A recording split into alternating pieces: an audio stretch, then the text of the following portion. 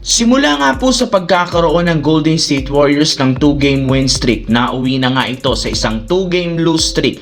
Simula nang bumalik si Stephen Curry sa lineup na rason bakit hanggang ngayon nakapako pa rin sila sa ikawalong pwesto ng West. Magdadalawang buwan na silang nakapwesto at hindi man lang sila nakaangat dahil sa napaka-inconsistent na laro ng team. At ang mahirap pa dyan, dahil nga sa tuloy-tuloy na talo, malaki ang chance ang bumagsak pa sila sa ika-9th o 10th seed sa West bago matapos ang linggo, lalo pat may mga teams na nasa ibaba ng standings ang sunod-sunod ang panalo katulad ng Memphis Grizzlies na 0.5 games na lang naman ang pagitan nilang dawa ng Golden State.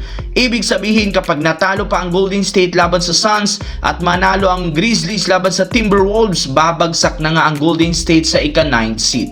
Bukod sa Grizzlies, humahabol rin sa kanila ang Utah Jazz since 2 games lang naman ang pagitan nilang dalawa kaya medyo alanganin ng kalagayan ng Golden State ay kailangan nilang maipanalo ang susunod na laban kung ayaw nilang bumagsak sa 10th seed bago matapos ang taon.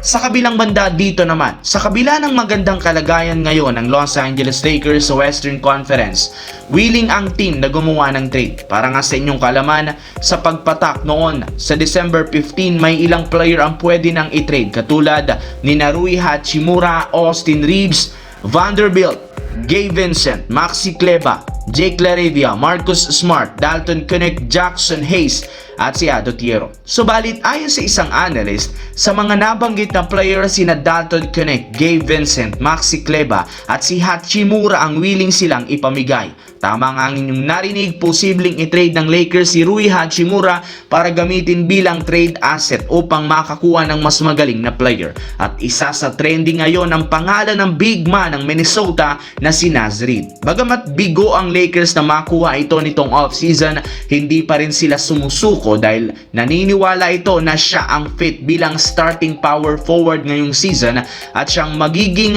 huling susi para sa isang championship team. Kaya willing ang Lakers i-offer si Hachimura at ibang mga role player para makuha ito. As of now, kung makukuha nila ito, bubuuhin ang starting 5 ni Luka Doncic, Austin Reeves, LeBron James, power forward si Naz Reid at sentro naman si DeAndre Ayton.